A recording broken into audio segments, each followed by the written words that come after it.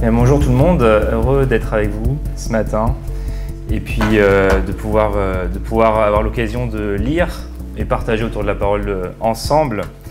Alors je ne vais pas faire je vais aller un peu droit au but ce matin, je vais vous dire directement ce dont on va parler. On va parler de l'avenir et je vais commencer en vous parlant d'une petite expérience que j'ai vécue il y a quelques années, à un moment où je me promenais avec ma cousine dans Paris, il y a quelques temps déjà. Et ce jour-là, une voyante, ça faisait un moment, il y a un bon moment, plus de 10 ans. Et ce jour-là, une voyante nous arrête dans la rue. Elle veut nous lire l'avenir dans les lignes de la main. Et en ce qui me concerne, j'ai refusé. Donc au début, plutôt poliment. Et puis un peu moins, je vous avoue, quand elle m'a un peu pris la main en disant si, on va lire l'avenir dans les mains. Et je lui ai dit, pour signifier mon refus, je lui ai dit, j'ai pas vraiment besoin de connaître l'avenir, j'ai confiance en Dieu, j'ai confiance que mon avenir est en Dieu. Et autant vous dire que ça ne lui a pas beaucoup plu comme réponse. Elle était un peu fâchée, mais le soir j'y ai réfléchi, je me suis dit, je pense que c'était une bonne réponse, j'ai pas besoin de connaître mon avenir, je me dis que oui, mon avenir est dans les mains de Dieu, mais quand même je me suis dit, bon ok, j'aurais jamais recours à une voyante, mais quand même, est-ce que j'aimerais pas que Dieu me révèle 2 ou 3 choses sympas, ou peut-être moins sympa, mais 2 ou 3 choses tout court sur mon avenir. Pas tout, bien sûr, pas tout, mais juste certaines choses quand même, juste certaines choses. Après tout, est-ce que je ne prendrais pas de meilleures décisions sur le plan financier si je connaissais les bons placements à faire dans les années qui viennent? C'est quoi les meilleurs rendements? C'est quoi les meilleurs taux? Est-ce que je ne pourrais pas mieux me préparer en conséquence si je connaissais les grands événements géopolitiques qui vont gouverner le monde dans les années à venir? Est-ce que je ne pourrais pas ajuster mes attentes concernant les résultats de mon équipe de foot préférée si je connaissais déjà tous les transferts du prochain mercato? Bon, le dernier est peut-être moins important, mais il y a sans doute des tas de questions qu'on pourrait formuler. Et finalement, la question qui les résume peut-être tous, c'est est-ce qu'on ne vivrait pas mieux si on était enfin débarrassé de l'incertitude? Est-ce qu'on ne vivrait pas tous mieux? Est-ce qu'on ne serait pas tous mieux si on était enfin débarrassé de l'incertitude? Et ce besoin de savoir ce qui va arriver dans l'avenir, on le partage avec nos contemporains, notre société actuelle. Elle est passionnée quand même pour ce genre de questions. Je m'en suis rendu compte en début d'année, où je suis tombé sur toute une série d'articles, journaux ou Internet, où il était question de ce qui va se passer en 2023, soit sur le plan technologique, économique, politique, géopolitique, etc. Et sans doute, parce que l'avenir s'annonce un peu compliqué, qu'il y a une sorte d'anxiété, on aimerait vraiment savoir qu'est-ce qui va se passer. Qu'est-ce qui va se passer en 2023? Qu'est-ce qui va se passer dans les 10 ans qui viennent? Et c'est entre autres pour ça que j'ai choisi ce matin le texte qu'on va aller lire dans le livre de la Genèse. C'est un texte qui parle d'avenir et qui est un peu ambigu sur la question. Vous allez voir. Parce que d'une part, dans ce texte, Dieu révèle des choses à Joseph, qui est notre personnage principal de l'histoire. Il lui révèle l'avenir. Il révèle l'avenir de ses 2 codétenus qui sont avec lui en prison. Il révèle même l'avenir de toute l'Égypte. Mais quant à Joseph, il ne lui dit pas grand-chose. Joseph reste dans l'incertitude complète quant à son avenir. Alors, prenez avec moi, s'il vous plaît, les chapitres 40 et 41 du livre de la Genèse. On va lire à partir de Genèse 40, verset 1. Je vais laisser Noline faire la lecture. Ce matin, on va prendre un temps assez conséquent de lecture, peut-être 8-10 minutes. Mais on va lire ces 2 chapitres pour avoir vraiment tout en tête. Et juste avant que Noline vienne lire, juste je vais vous rappeler quelques éléments de contexte. C'est que Joseph, c'est le personnage central de notre histoire, c'est le fils, un des descendants d'Abraham, c'est le fils de Jacob. Et on est vraiment à un moment où pour lui rien ne va. Il est en prison, il était le fils préféré de son père Jacob. À cause de ça, il a été détesté par ses frères qui l'ont vendu comme esclave dans un pays étranger, en l'occurrence l'Égypte. Il est arrivé en Égypte, il s'est mis au service de Potiphar, qui est un haut fonctionnaire de Pharaon. Et là, ce qui s'est passé, c'est que la femme de Potiphar l'a accusé d'avoir voulu faussement coucher avec lui. L'a accusé faussement, d'avoir voulu coucher avec elle, alors que c'était l'inverse en réalité. C'était Joseph qui a dit non, c'est elle qui a insisté pour coucher avec Joseph. Et même, on a ce détail dans le texte qui nous est donné qu'à un moment donné, la femme de Potiphar va voir Joseph, lui dit « couche avec moi » et elle l'attrape par le vêtement. Joseph s'enfuit, elle garde le vêtement de Joseph dans la main et elle va utiliser ce vêtement pour dire « cet homme a voulu m'agresser sexuellement, regardez son manteau ». Il faut faire quelque chose et il a été jeté en prison. À cause de ça, il a été mis injustement en prison pour une agression qu'il n'avait jamais commise. Donc maintenant, on va voir la suite de l'histoire. On va aller voir la suite de l'histoire, Genèse 40, verset 1. Noéline, je te laisse nous lire ce texte et je vous invite à être attentif durant la lecture. Et après, je reviendrai pour vous donner quelques pensées sur ce passage qu'on étudie ce matin. Quelque temps après, 2 hauts fonctionnaires du Pharaon, le chef des échansons et le chef des panetiers, commirent une faute envers leur maître, qui fut très irrité contre eux, et les fit jeter dans la prison du commandant de la garde où Joseph était incarcéré. Celui-ci les confia aux soins de Joseph qui s'occupa d'eux. Ils passèrent un certain temps en prison. Une nuit, l'échanson et le panetier du Pharaon détenus dans la prison firent tous deux un rêve, chacun le sien, ayant sa signification propre. Le lendemain matin, quand Joseph se rendit auprès d'eux, il remarqua qu'ils étaient soucieux. Joseph demanda donc au haut fonctionnaire du Pharaon qui se trouvait en prison avec lui dans la maison de son maître : « Pourquoi avez-vous cet air sombre aujourd'hui » Ils lui répondirent : « Nous avons fait un rêve et il n'y a ici personne pour nous l'interpréter. »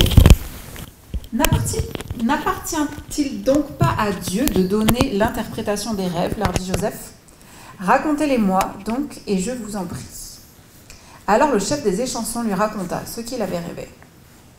Dans mon rêve, lui dit-il, j'avais devant moi un cep de vigne, portant 3 sarments. Il se mit à bourgeonner, à fleurir, puis ses grappes donnèrent des raisins mûrs. Je tenais en main la coupe du Pharaon, je cueillis les raisins, j'en pressai le jus dans la coupe du Pharaon, et je la présentai à mon maître. Joseph lui dit, voici ce que signifie ce rêve. Les 3 sarments représentent 3 jours. Dans 3 jours, le Pharaon te permettra de relever la tête et te rétablira dans tes fonctions. Tu lui présenteras sa coupe, comme le veut la charge que tu occupais auparavant en qualité d'échanson. Mais s'il te plaît, pense à moi quand tout ira bien à nouveau pour toi et aie de la bonté de parler en ma faveur au Pharaon pour me faire sortir de cette prison. En effet, j'ai été amené de force du pays des Hébreux, et ici même, je n'ai rien fait qui mérite le cachot. Lorsque le chef des panetiers vit que Joseph avait donné une interprétation favorable du songe, il lui dit : « Pour ma part, dans mon rêve, je portais 3 corbeilles de pain blanc sur la tête. Dans celle du dessus, il y avait de la nourriture préparée par un panetier et destinée au Pharaon. Et les oiseaux venaient les picorer dans la corbeille qui reposait sur ma tête. » Joseph lui dit : « Voici ce que signifie ce rêve. Les 3 corbeilles représentent 3 jours. Dans 3 jours, le Pharaon élèvera ta tête au-dessus de toi.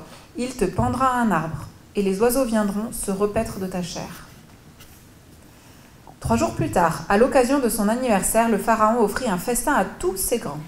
Il éleva la tête du chef des échansons et du chef des panetiers en présence de ses grands. Il rétablit dans sa fonction le chef des échansons, qui lui présenta de nouveau sa coupe. Et il fit pendre le chef des panetiers. Les choses se passèrent conformément à l'interprétation que Joseph avait donnée à leur rêve. Mais le chef des échansons ne pensa plus à Joseph. Il l'oublia. 2 années entières passèrent. Puis le Pharaon fit un rêve. Il se tenait au bord du Nil et vit sortir du fleuve 7 vaches belles et bien grasses qui se mirent à paître dans les roseaux. Puis après elles, 7 autres vaches sortirent du fleuve. Elles étaient laides et décharnées. Elles vinrent se placer à côté des vaches au bord du fleuve. Et voilà que les 7 vaches laides et décharnées dévorèrent les 7 vaches belles et grasses. Alors le Pharaon se réveilla. Puis il se rendormit et fit un second rêve. 7 épis poussaient sur une seule tige, des épis pleins et beaux. Puis 7 épis maigres et desséchés par le vent d'Orient poussèrent après eux. Les épis maigres engloutirent les 7 épis beaux et pleins. Alors le Pharaon se réveilla et se rendit compte qu'il avait rêvé. Au matin, inquiet, il fit convoquer tous les magiciens et les sages d'Égypte et leur raconta ses rêves. Mais aucun d'eux ne put les lui interpréter. Alors le chef des échansons prit la parole et dit au Pharaon : « Je vais évoquer aujourd'hui le souvenir de ma faute. Le Pharaon s'était emporté contre ses serviteurs et m'avait fait mettre aux arrêts avec le chef des panetiers dans la maison du commandant des gardes. Une nuit, nous avons fait tous 2 un rêve ayant une signification propre. Or il y avait là avec nous un jeune homme hébreu, un esclave du commandant des gardes. Nous lui avons raconté nos 2 rêves, et il a donné l'interprétation de chacun d'eux. Par la suite, les choses se sont passées conformément à l'interprétation qu'il nous avait donnée. Moi, j'ai été rétabli dans mes fonctions et le panetier a été pendu. Alors le pharaon a envoyé chercher Joseph et sur le champ, on courut le faire sortir du cachot. On le rasa, on le fit changer d'habit et on l'introduisit auprès du pharaon. Celui-ci dit à Joseph, « J'ai fait un rêve et personne n'est capable de l'interpréter. Or, j'ai entendu qu'il te suffit d'entendre raconter un rêve pour pouvoir l'interpréter. » Joseph répondit au pharaon, « Ce n'est pas moi, c'est Dieu qui donnera au pharaon l'explication qui convient. » Le pharaon dit alors à Joseph, « Dans mon rêve, je me tenais debout sur le bord du Nil. 7 vaches grasses et belles sortirent du fleuve et se mirent à paître dans les roseaux. Puis 7 autres vaches surgirent derrière elles, maigres, laides et décharnées. Elles étaient si misérables que je n'en ai jamais vu de pareilles dans tout le pays d'Égypte. Ces vaches décharnées et laides dévorèrent les 7 vaches grasses, qui furent englouties dans leur ventre sans que l'on remarque qu'elles avaient été avalées. Les vaches maigres restaient aussi misérables qu'auparavant. Là-dessus, je me suis réveillée. Puis j'ai fait un autre rêve. Je voyais 7 épis pleins et beaux poussés sur une même tige. Puis 7 épis secs, maigres et desséchés, par le vent d'Orient, poussèrent après eux. Les épis maigres engloutirent les 7 beaux épis. J'ai raconté tout cela aux magiciens, mais aucun d'eux n'a pu me l'expliquer. Joseph dit au pharaon, « Ce que le pharaon a rêvé constitue un seul et même rêve. Dieu a révélé au pharaon ce qu'il va faire. Les 7 belles vaches représentent 7 années, tout comme les 7 beaux épis, c'est un seul et même songe. Les 7 vaches décharnées et laides qui ont surgi derrière les premières représentent aussi 7 années, et les 7 épis maigres, desséchés par le vent d'Orient, seront 7 années de famine. Comme je l'ai dit au pharaon, Dieu a révélé au pharaon ce qu'il va faire. Il y aura d'abord 7 années de grande abondance dans toute l'Égypte. Elles seront suivies de 7 années de famine qui feront oublier toute cette abondance en Égypte, tant la famine épuisera le pays. Le souvenir même de l'abondance dont le pays aura joui s'effacera à cause de cette famine, car elle sévira très durement. Si le rêve du pharaon s'est répété par 2 fois, c'est que Dieu a irrévocablement décidé la chose et qu'il va l'exécuter sans délai. Maintenant donc, que le pharaon choisisse sans tarder un homme avisé et sage et qu'il le mette à la tête du pays. Que le pharaon agisse ainsi, qu'il nomme dans tout le pays des commissaires qui prélèveront le 5e de toutes les récoltes d'Égypte durant les 7 années d'abondance. Ils collecteront tous les vivres que produiront ces bonnes années qui viennent. Ils emmagasineront le blé dans les villes sous l'autorité du pharaon et le garderont comme réserve de vivres. Ces provisions serviront de réserve pour le pays, en prévision des 7 années de famine qui s'abattront sur l'Égypte. Ainsi, les habitants du pays ne mourront pas de faim. Cette proposition plut au pharaon et à tous ses hauts fonctionnaires. Alors le pharaon leur dit, « Trouverions-nous un homme aussi compétent que celui-ci en qui habite l'Esprit de Dieu ?» Le pharaon dit à Joseph, « Puisque Dieu t'a fait connaître toutes ces choses, il n'y a personne qui soit aussi avisé et aussi sage que toi. Tu seras donc à la tête de mon royaume, et tout mon peuple se pliera à tes ordres. Moi-même, je ne serai au-dessus de toi que par le trône. Ainsi, lui dit-il, je te mets à la tête de toute l'Égypte. » Et le pharaon retira son anneau de sa main et le passa au doigt de Joseph. Il le fit revêtir d'habits de fin lin et lui suspendit un collier d'or au cou. Il le fit monter sur son 2e char, et sur son parcours, on cria « À genoux !» C'est ainsi qu'il mit à la tête de toute l'Égypte. C'est ainsi qu'il le mit à la tête de toute l'Égypte. Le pharaon dit encore à Joseph, « Je suis le pharaon, mais sans ton ordre, personne dans tout le pays ne lèvera le petit doigt ni le déplacera. » Le pharaon nomma Joseph, Saphnath-Panéa, et lui donna pour femme Asna, fille de Potiphéra, un prêtre d'On. Joseph partit inspecter l'Égypte. Il était âgé de 30 ans quand il entra au service du pharaon, roi d'Égypte. Il quitta la cour du pharaon et parcourut tout le pays d'Égypte. Merci beaucoup, Noéline, pour l'exploit d'une si longue lecture. On a vu beaucoup de choses, dans ce chapitre, on voit, dans ces chapitres même, on voit l'évolution de Joseph. Il passe du trou au trône, on pourrait dire, de la prison à Premier ministre au palais.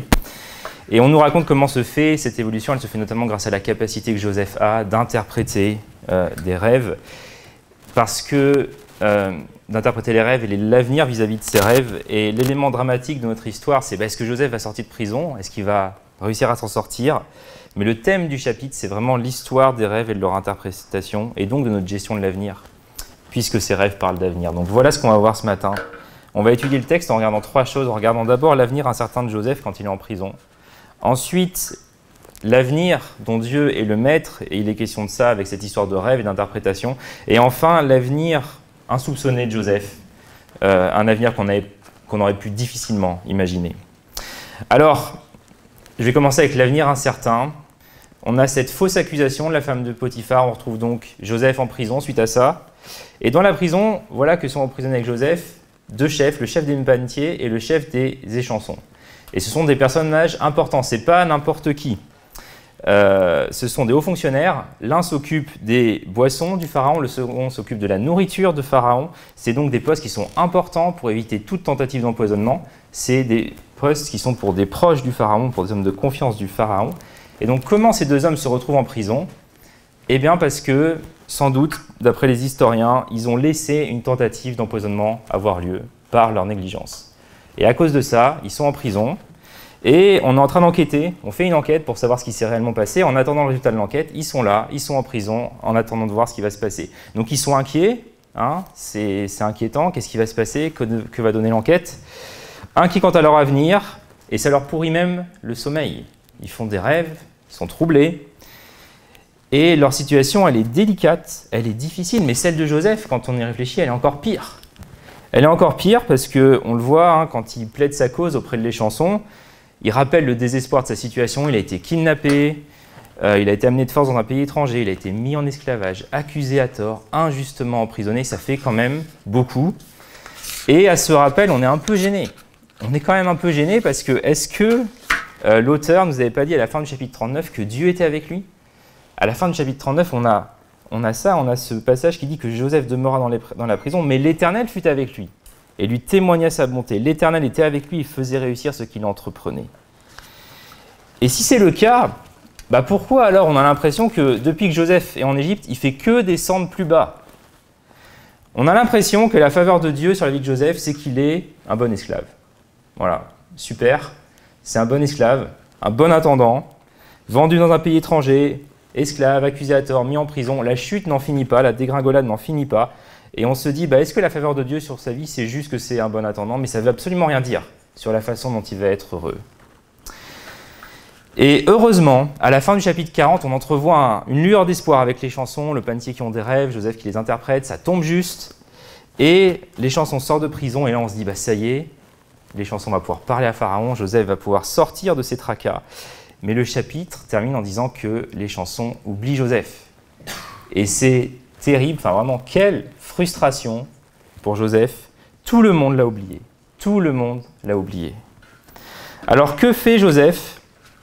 Que fait Joseph alors qu'on pourrait avoir l'impression que Dieu lui-même l'a oublié?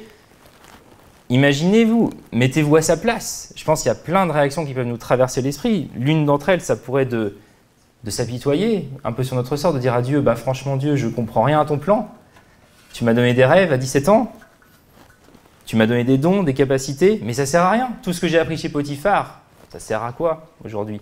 Tout ce que j'ai appris en tant que bédouin, dans les champs, à prendre soin des animaux, ça ne sert à rien. Toutes ces choses ne servent à rien.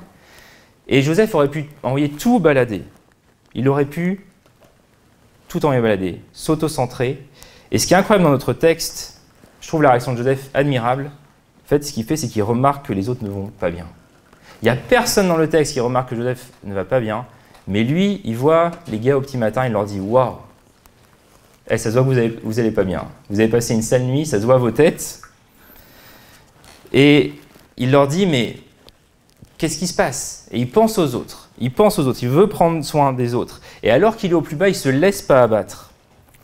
Et comment c'est possible de trouver quelque chose de bien à faire dans une situation qui est aussi désolante? Eh bien, son secret, on va dire, sa force, c'est sa ferme confiance en Dieu. Et c'est cette confiance qui lui donne d'être fort mentalement et stable émotionnellement.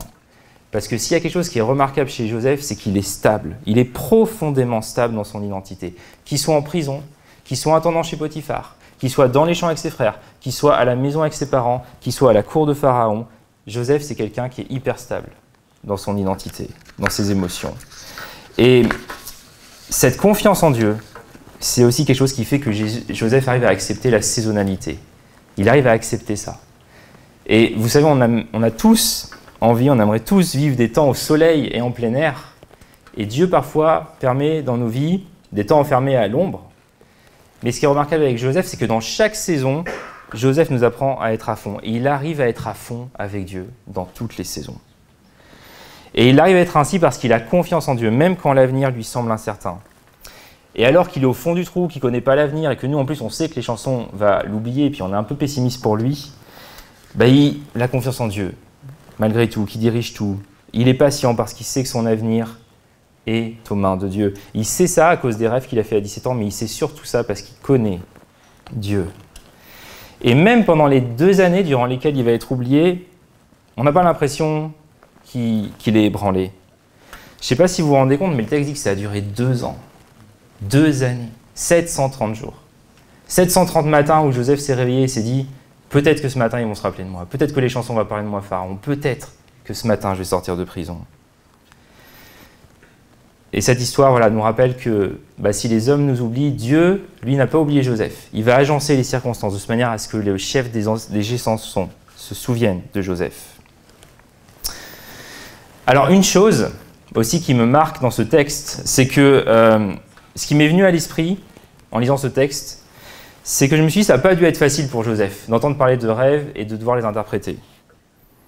Pourquoi je dis ça ? Parce que le passé est douloureux pour Joseph. Le passé est douloureux.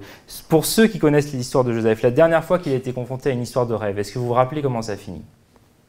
Ça finit au trou, dans une citerne, puis vendu à une caravane ismaélite. La dernière fois que Joseph a été exposé à ça, ça s'est passé comme ça. Et Joseph, il aurait pu dire « Ah non, c'est bon, on m'a déjà fait le coup, les rêves je connais, je sais comment ça se termine, c'est fini.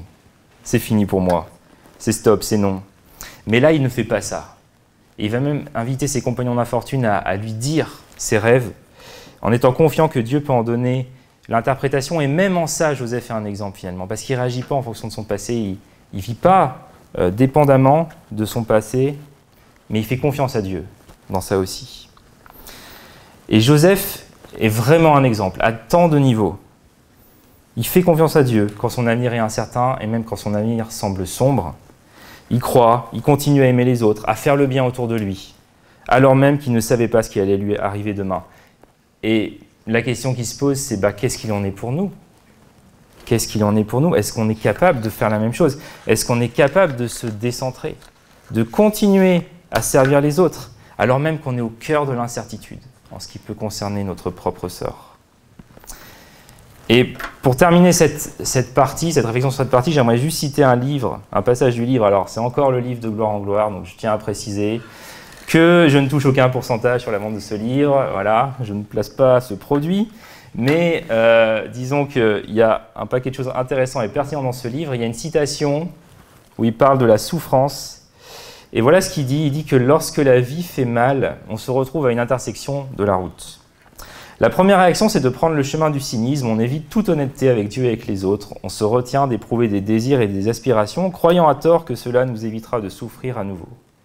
Il existe une autre option, décider de s'enraciner plus profondément en Dieu. Soit on ne tient pas compte de ce qu'on a pu croire sur la souveraineté de Dieu et sur sa bonté, pensant que ce que l'on croyait vient d'être réfuté, soit on s'accroche davantage à sa théologie. Les deux cercles, celui de la théologie théorique et celui de la théologie du cœur, jusqu'à présent distincts, sont obligés soit de s'écarter, plus l'un de l'autre, soit de se superposer.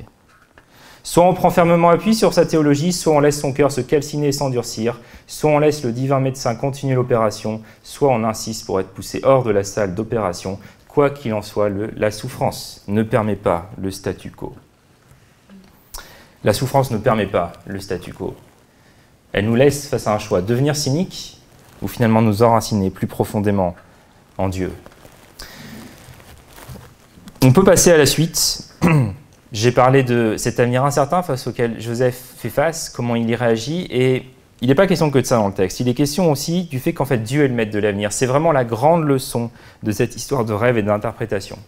Alors, peut-être c'est un peu bizarre pour nous cette histoire de rêve qui révèle l'avenir, mais il faut dire que c'était vraiment quelque chose de classique dans la culture égyptienne de l'époque. Les Égyptiens, c'était leur sport national, l'étude des rêves. Vraiment, c'est quelque chose qui comptait pour eux. Ils croyaient que les dieux envoyaient des rêves aux gens pour révéler leur avenir, et notamment si vous étiez en position de haute responsabilité, c'était fréquent de faire analyser ces rêves, de faire interpréter ces rêves, parce qu'on voulait savoir ce que les dieux attendaient de nous. Les hauts fonctionnaires dans la prison avec Joseph et le pharaon, ils sont habitués à ça. Ils sont coutumiers du fait. Ce n'est pas la première fois qu'un rêve leur arrive, qu'ils doivent l'interpréter. Et l'interprétation des rêves en Égypte ancienne, c'est une science. Vous avez des sages, des prêtres égyptiens qui ont des manuscrits. Dans les manuscrits, c'est marqué « objet du rêve ». Et à côté, c'est marqué « est-ce que c'est bon ou est-ce que c'est mauvais ?» Vous avez des manuscrits comme ça. On en a à Londres au British Museum. Je vais y revenir dans un instant. Mais si vous aviez un rêve à l'époque, vous allez voir le prêtre et vous lui dites je ne sais pas, j'ai rêvé que ce matin, j'allais au travail en pyjama. Qu'est-ce que ça veut dire? Et le prêtre, le sage, va vous donner une information par rapport à ça. Il va regarder sa liste et il va dire « ah, ce rêve, il est bon ». Il va vous arriver quelque chose de bien. Ou alors il va vous dire « oula, ce rêve, il est mauvais ». Il va vous arriver quelque chose de mauvais. Et je vous donne donc quelques exemples de ce fameux manuscrit dont je vous parlais, qui est au British Museum, où il est dit que les Égyptiens, par exemple, ils croyaient que si jamais vous rêvez dans votre rêve que vous attachez quelqu'un, ça c'est positif. Ça veut dire que vous allez triompher de vos ennemis. Si par contre une personne se voyait dans son rêve en train de pencher la tête vers le sol, ça c'était mauvais, ça voulait dire qu'elle allait mourir. Et donc vous avez toutes ces choses-là, vous avez ces manuscrits, vous avez ces listes de rêves, et donc les mages, sur la base de tout ça, ils se mettent à donner des interprétations au pharaon qu'il avait fait. Mais le problème, c'est que pour Pharaon, il n'y a pas grand-chose qui semble tenir la route, quoi. Il est là, genre, bon, je ne suis pas convaincu, je suis vraiment pas convaincu. Alors, franchement, quand on voit les rêves du pharaon, moi personnellement, je me dis que les mages ne devaient pas être très doués, ou alors que Dieu les a aveuglés, parce que c'est quand même pas l'énigme du siècle. Alors, je ne dis pas que c'est évident, mais quand même, je pense que si Dieu nous donne à voir en rêve un coq et un bonnet phrygien, c'est assez limpide pour vous. Vous vous dites, bon, on a affaire à la France, quoi. On a des symboles de la France. Je pense, j'imagine, il me semble. Et la vache et l'épi, c'est quand même un peu la même chose pour les Égyptiens de l'époque. C'est assez limpide qu'il s'agit de symboles de deux dieux égyptiens, Hathor et Osiris. Joël ne me démentira pas, je pense. Et donc, ce n'était pas non plus hyper compliqué de voir dans ça des symboles de l'Égypte. Donc voilà, je ne dis pas que c'était évident, mais quand même, ce n'est pas si incroyable que ça. Pourtant, les sages et leurs brillants manuscrits sèches n'ont pas d'interprétation à donner. Et alors, Joseph arrive, il entre en scène pour interpréter les rêves. Mais il n'utilise pas du tout la même méthode que nos amis égyptiens pour interpréter les rêves. Déjà, pas de manuscrit, il n'y a rien de tout ça. Et puis surtout, il affirme clairement, c'est pas moi qui vais vous l'interpréter, les amis, c'est Dieu qui interprète les rêves. Au chef des chansons, des panetiers, Joseph déclare, n'appartient-il pas à Dieu de donner l'interprétation des rêves? Et il va dire exactement la même chose devant Pharaon. Et ça, vraiment, c'est complètement polémique comme affirmation devant le chef égyptien, dans le contexte de l'époque. Joseph dit, mais l'interprétation des rêves, c'est pas une science humaine. Vos manuscrits, ils sont sympas, mais ils servent à rien. Ils servent à rien, c'est pas ça qui va donner l'avenir, c'est Dieu seul qui peut donner la véritable interprétation, parce que le maître de l'avenir, c'est Dieu. Parce que celui à qui appartient l'avenir, c'est Dieu. Et Joseph va même plus loin. Il dit au pharaon, le Dieu en lequel je crois, c'est pas juste une divinité qui sait les choses par avance, c'est une divinité qui fait les choses. C'est pas juste une divinité qui sait, c'est une divinité qui fait. Regardez le verset 25. Dieu a révélé au pharaon ce qu'il va faire. Verset 28, exactement la même chose. Verset 32, si le rêve du pharaon s'est répété par 2 fois, c'est que Dieu a irrévocablement décidé la chose et qu'il va l'exécuter, la faire sans délai. Joseph est en train d'affirmer haut et fort que c'est Dieu, le Dieu de la Bible, le Dieu de ses ancêtres, le Dieu que lui, il connaît personnellement, c'est ce Dieu-là qui fait l'avenir. C'est pas juste que Dieu sait ce qui va advenir, c'est que c'est lui qui fait l'avenir. C'est lui qui décide de l'avenir, c'est pas Pharaon, c'est pas les grands dirigeants actuels, c'est lui, Dieu, qui définit l'histoire. Et ça, Joseph le sait, il sait que l'avenir appartient à Dieu, il sait que l'avenir des hauts fonctionnaires, l'avenir de toute l'Égypte, et même son avenir à lui appartiennent. Et au moment voulu par Dieu, Joseph va passer d'un avenir incertain à un avenir qu'il n'avait sans doute jamais soupçonné. Et c'est la dernière partie. Mais notre histoire, elle se termine par un happy end. Hein, Joseph sort de sa prison, on le lave, on le rase, on l'habille, on le présente à Pharaon. Et donc il passe d'esclave en prison à auditionner par le Pharaon, et c'est déjà pas mal hein, comme ascension, mais c'est pas fini, parce qu'après avoir donné l'interprétation des rêves à Pharaon, Joseph se permet même de donner un conseil. Et on a là une leçon qui est importante, c'est que la confiance en la souveraineté de Dieu, elle n'implique pas le fatalisme, et elle n'annule pas notre responsabilité. Joseph ne dit pas au Pharaon « Ah voilà, dommage, hein. 7 années de vache maigre, c'est ce qui va se passer, tant pis, on n'y peut rien, c'est comme ça, on ne peut rien y faire. » Mais Joseph n'est pas dans le fatalisme, vraiment à aucun moment il verse dans ça. Il propose un programme, quoi. Il propose vraiment un programme pour assurer l'avenir du pays, en disant on va se servir des 7 bonnes années pour épargner pour les 7 années suivantes qui seront mauvaises. Et Joseph fait absolument confiance en Dieu, qui contrôle absolument toute chose. Et en même temps, il entreprend ce qui peut dépendre de lui, ce que lui peut faire. Et moi, j'ai quand même une question, peut-être que vous ne l'êtes jamais posée, mais comment ça se fait que Joseph, l'esclave, il trouve l'audace de donner un conseil à Pharaon? C'est quand même gonflé. Le gars lui dit, si je peux me permettre, hein, chef de toute l'Égypte, moi, petit esclave hébreu, j'ai un petit conseil à donner, est-ce que je peux me le permettre? Mais en fait, je pense qu'il trouve vraiment ce courage de donner un conseil à Pharaon dans le fait qu'il pense que, il a cette assurance que si l'avenir appartient à Dieu, c'est pas pour rien ce qui est en train de se passer. C'est pas pour rien que Dieu prévient le Pharaon via son rêve. Et c'est pas pour rien qu'il est là à donner l'interprétation. Parce que Dieu veut que le Pharaon agisse. Dieu veut pas la résignation. Les révélations de Dieu, elles ne sont jamais que des informations. Hein. Dieu ne nous donne pas des informations sur l'avenir juste pour satisfaire notre curiosité, notre besoin de savoir. Mais il est là pour nous pousser à lui faire confiance et nous pousser à l'action également. Et Joseph, je pense qu'il trouve vraiment l'audace de s'adresser ainsi à Pharaon parce qu'il pense que si le rêve arrive, c'est qu'il y a quelque chose à faire. C'est qu'il y a quelque chose à faire. Et aussi parce qu'il est compétent, il a acquis des compétences auprès de Potiphar en tant qu'intendant. Et en tout cas, la proposition de Joseph, elle plaît au Pharaon, elle plaît à tous les hauts fonctionnaires. Et là, on se dit, bien joué, Joseph, good job. Ça y est, le Pharaon va sans doute t'affranchir de ton esclavage, tu vas pouvoir rentrer chez toi, ou peut-être trouver un petit boulot en ville. Et en fait, ça va encore plus loin. L'ascension de Joseph va encore plus loin. On lui propose d'être lui-même celui qui va mettre en place la planification. Être le vizir du Pharaon, on dirait le Premier ministre aujourd'hui. Et en le nommant Premier ministre, Pharaon va lui donner toute la panoplie qui va avec. Si vous regardez Genèse 41, verset 42, Pharaon lui donne cet anneau, un anneau qui portait le cachet royal. Donc en gros, ça veut dire que notre ami Joseph, il a la signature de Pharaon, il a la possibilité de signer des documents officiels. Et du coup, il peut acheter, il peut vendre au nom de Pharaon absolument partout en Égypte. Le Pharaon lui donne un collier d'or, une tunique de fin lin, et il demande que toute personne crie « Avrek » à son passage. Donc on n'est pas sûr de la traduction. La Bible du Semeur, dans laquelle Noéline a lu, traduit par « à genoux », c'est une des traductions possibles de ce mot, je ne m'étends pas sur ça. Mais ce qui est sûr, c'est qu'on a un mot ici qui est positif, qui montre que Joseph est reconnu, qu'on doit lui rendre hommage. Alors, on peut se dire que Premier ministre d'Égypte, c'est quand même sympa, comme situation, plutôt sympa. Mais ce n'était pas forcément le plan de carrière de Joseph. Je pense qu'il se voyait sans doute berger, adorant Dieu au milieu de ses frères. Et avec les rêves qu'il avait fait à 17 ans, il se voyait sans doute comme héritier de son père, comme chef de ses frères, mais certainement pas intendant dans un pays qui ne connaît pas le Dieu de ses ancêtres. Mais les circonstances et sa capacité à faire confiance à Dieu, à le voir agir dans les circonstances, font qu'il devient Premier ministre de l'Égypte.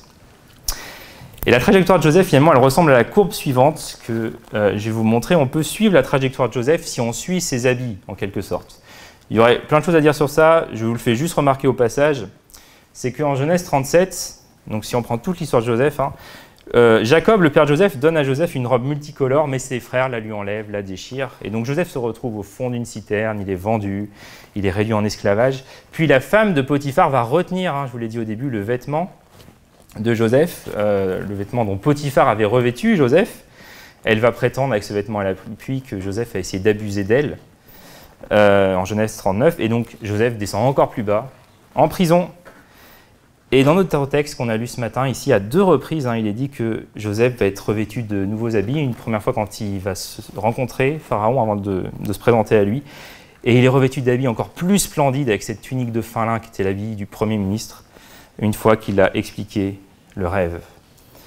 Donc on a une courbe ici qui est descendante, puis ascendante, et je pense qu'elle vous fait penser à une autre courbe. Je le mentionne au passage, mais c'est la similitude avec celle que Jésus a connue. Jésus a connu cette même courbe, et Joseph est une belle image ici de Jésus. En théologie, on parle de Joseph comme étant un type de Jésus. Mais comme Joseph, c'est intéressant de voir, comme Joseph exactement, Jésus connaît l'humiliation à la croix, puis il connaît la glorification avec sa résurrection, son ascension auprès du Père. Et comme Joseph, oui, sa glorification à Jésus permet de sauver la vie d'un grand nombre. Joseph est glorifié, la vie d'un grand nombre d'Égyptiens et des nations alentours vont être sauvées. Jésus est glorifié, la vie d'un grand nombre est sauvée. Mais Jésus fait encore plus fort que Joseph, parce que Joseph, grâce à son plan, il va pouvoir nourrir pendant 7 ans beaucoup de nations. Jésus, lui, il se présente carrément comme le pain de vie. Et il est ce pain de vie qui nourrit pas seulement pendant 7 années de famine, mais qui nourrit éternellement, qui donne la vie éternelle. En Philippiens 2, il est dit « Jésus, qui était de condition divine, qui a pris la condition d'un serviteur, s'est abaissé lui-même jusqu'à subir la mort sur la croix. C'est pourquoi Dieu l'a élevé à la plus haute place, lui a donné le nom qui est au-dessus de tout nom, pour qu'au nom de Jésus, tout être s'agenouille, avrek, le terme qu'on a vu tout à l'heure, et que chacun déclare Jésus-Christ est Seigneur à la gloire de Dieu le Père. » Et c'est en ce Jésus que nous croyons, que nous nous confions pour notre avenir, ce Jésus qui lui-même a remis son avenir dans les mains du Père pour nous assurer un avenir, pour nous permettre d'être confiants, quelle que soit la suite, les circonstances présentes et futures. Alors tout ça, ça m'amène à conclure. J'aimerais vous laisser vraiment les points saillants de ce qu'on a vu ce matin dans ce texte. Ce qui est vraiment marquant, ce qui me marque vraiment dans ce texte, c'est l'attitude de Joseph. Vraiment, je crois qu'on a là un exemple à imiter. C'est frappant la manière dont Joseph gère la question de l'avenir. Il a confiance en Dieu. Joseph a confiance en Dieu. Quand son avenir était incertain, il a cru, il a continué à faire le bien autour de lui, et vraiment, c'est très fort. C'est très fort. Mais Joseph, il a aussi confiance à Dieu quand l'incertitude commence à s'estomper, quand il reprend un peu de contrôle sur sa vie, mais qui se rend compte aussi que son avenir va ressembler à quelque chose qu'il était loin finalement de ce qu'il avait prévu initialement. Et Joseph, il embrasse cette responsabilité de Premier ministre qu'on lui donne, alors que ce n'était pas ce qu'il avait prévu, ce n'est pas ce qu'il avait pensé. Et je me demande, est-ce qu'on est capable de faire la même chose, de prendre des responsabilités que Dieu nous donne, même si ce n'est pas forcément écrit sur notre programme? Est-ce qu'on est capable d'accepter ce vers quoi la vie va nous pousser, même si ce n'était pas le plan de départ, même si ce n'était pas le plan initial? Et à ce propos, je vous rapporte ce que dit le philosophe Jacques Derrida. Il fait une distinction que je trouve vraiment éclairante pour nous entre le futur et l'avenir. Il dit, le futur, c'est nos projets. C'est tout ce qui est bien ficelé, c'est tout ce qui est prévu, c'est tout ce qui est programmé, c'est tout ce qui est balisé, c'est tout ce qu'on a préparé. C'est tout ce qui est conditionné pour ne pas nous surprendre. C'est le futur envisagé par une compagnie d'assurance. Et l'avenir, à l'inverse, c'est ce qui va venir et pas ce qu'on a préparé. C'est ce qui va venir et qui va toujours nous surprendre. Quand bien même, peut-être, on s'y attend un peu, mais quand ça vient, on est toujours surpris parce que quand c'est là, c'est pas pareil en fait.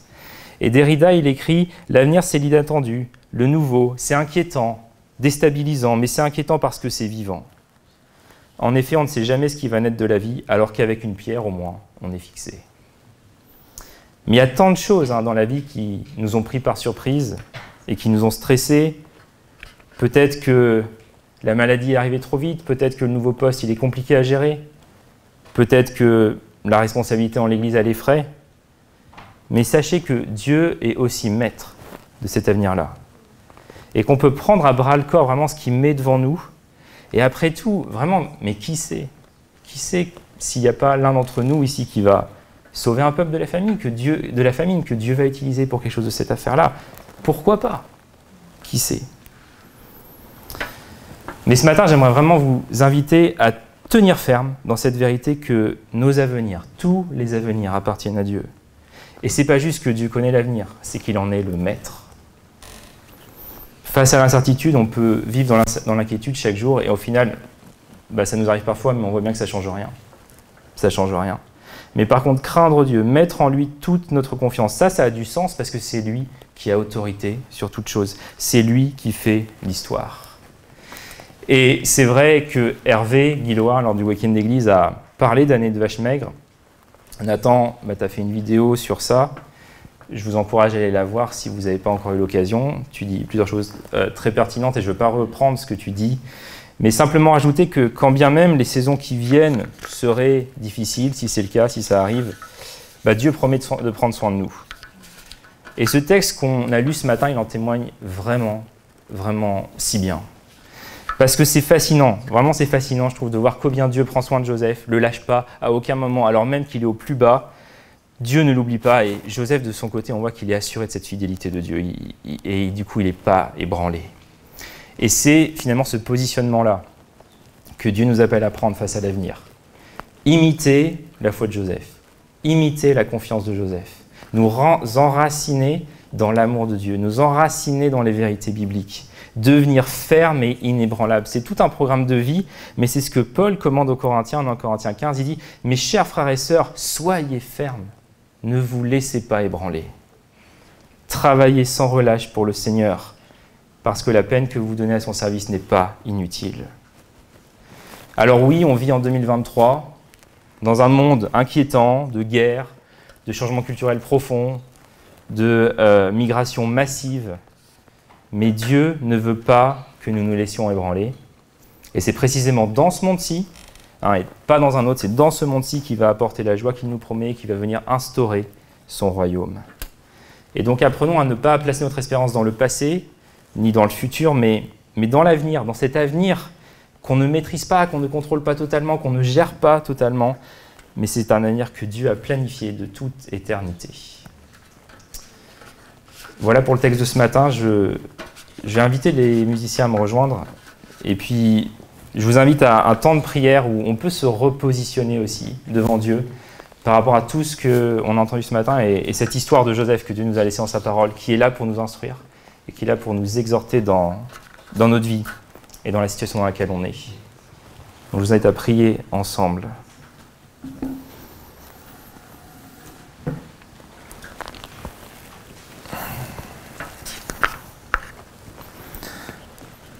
Seigneur notre Dieu, je te remercie pour l'histoire de Joseph, pour l'exemple qu'il est, et je pense qu'il nous challenge tous. Et je crois que dans nos cœurs, on a tous soif de cette même confiance en toi, cette même stabilité, cette même recherche du bien, quelles que soient les circonstances qui nous entourent. Tu es le maître de l'avenir, tu sais tout ce qui nous attend en 2023, et même au-delà. Et Seigneur, c'est en toi qu'on place notre confiance. C'est en toi qu'on veut mettre vraiment toute notre confiance, toute notre foi et grandir durant cette année. Seigneur, je te remercie pour ta parole qui nous instruit et aussi qui nous rappelle, qui nous dit qu'à la fin de l'histoire, tu as même donné un fils à Joseph et ce fils s'appelle Manassé. Et Joseph l'appelle ainsi en disant que tu lui as fait oublier toutes ses afflictions, toute la maison de son père, toutes les difficultés qu'il a eues dans le passé, Seigneur. Merci parce que tu es un Dieu qui est bon, qui prend soin de nous, qui devance les choses qui arrivent, qui va au-devant de ça, qui est proactif dans sa relation avec nous, dans ce qui se passe dans ce monde. Et Seigneur, qu'il est bon de savoir qu'on peut s'appuyer sur toi, te faire confiance et être dans tes mains, Seigneur. Je te remercie pour tout ça, pour cette histoire, et je te demande qu'elle nous amène à devenir fermes et inébranlables. Et avoir adopté ce positionnement face à toutes les circonstances de nos vies. Au nom de Jésus. Amen.